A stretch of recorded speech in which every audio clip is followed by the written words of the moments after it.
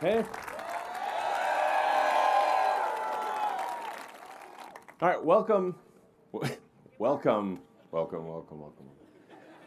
to Starbase. Why build a giant reusable rocket? Why make life multiplanetary? There's always some chance that something could go wrong on Earth.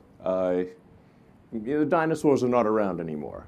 But there's also an inspiring reason, which is that life can't just be about solving problems. There have to be things that inspire you, that move your heart, that make you glad to be, when you wake up in the morning, you're excited about the future.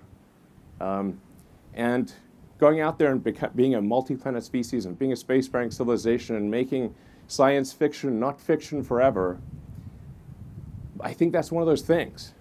Well, how do we do this? How do we make life multiplanetary? What's the first step? The essential technology, the holy grail breakthrough that's needed is a rapid and completely reusable rocket system. So this has never been accomplished before.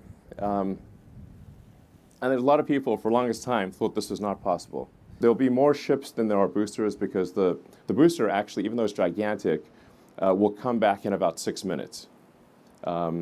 Excitement guaranteed.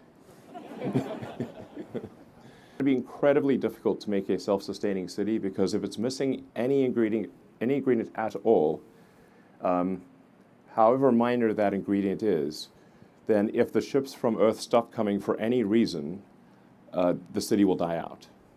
One of the most important great filters for any species is to have the other planet no longer dependent on the original planet. So I don't know exactly what that tonnage is, but I suspect it is at least, if one tries to get the right order of magnitude, about 1 million tons. We need to seize the opportunity and do it as quickly as possible. I mean, to be frank, civilization is feeling a little fragile these days. And like I said, I'm an optimist, but I think we've got to protect the downside here and try to build that city on Mars as soon as possible and secure the future of life. The sales pitch for going to Mars is that it's going to be cramped, dangerous, difficult, very hard work. You might die, and that's the sales pitch. I hope you like it. This tower from design to construction was 13 months. So it's quite an epic structure. And it's really worth emphasizing that the whole launch system, which is basically stage 0, is, I'd say, as complex and difficult as either the booster or the ship.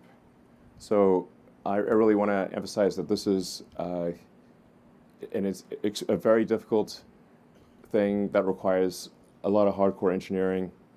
And it's really, like I said, the tower and the launch system, which I call stage 0, is just as important as stage 1 and stage 2. I mean, this is really some wild stuff here.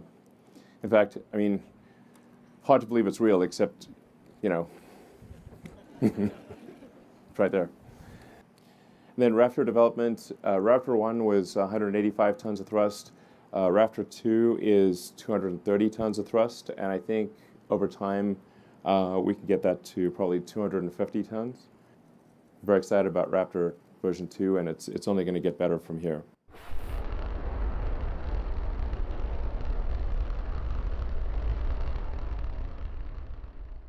And once again, I'd just like to thank Cameron County and the Brownsville South Padre and the remaining residents of Boca Chica Village. Where I live, by the way, it's my primary residence, is that little village over there. I feel, at this point, highly confident that we'll get to orbit this year. By the end of this year, we'll be able to produce a ship and a booster per month. Once we make this work, it's an utterly profound breakthrough in access to orbit. And when you have an utterly profound breakthrough, the use cases will be hard to imagine. I mean, you know, when the Wright brothers first took off, I mean, most people were just riding horses. So you're like, oh, you know, like riding a horse, see this crazy device, looks like witchcraft. And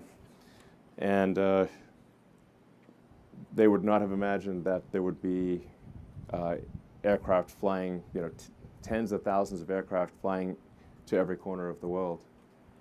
Let's make this real. Let's make this real! Yeah. Cool.